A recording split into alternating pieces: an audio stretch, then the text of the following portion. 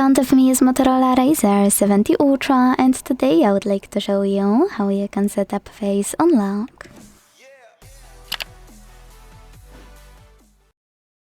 Start by launching settings and scrolling to click on this section here, called security and privacy. Now scroll again, this time to tap on device unlock and choose face and fingerprint unlock over here. Now enter your screen lock, tap on face unlock section available here and then hit setup. Keep your face in frame and follow all of the instructions.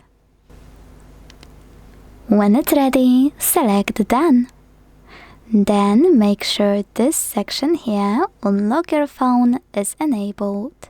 Without it, you won't be able to use face recognition to unlock your Motorola. So now let's check it out. When I switch off my screen, turn it back on and look at it.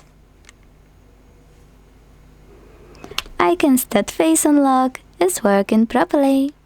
Thanks so much for watching. If you enjoyed this video, leave a like, comment and subscribe. Bye!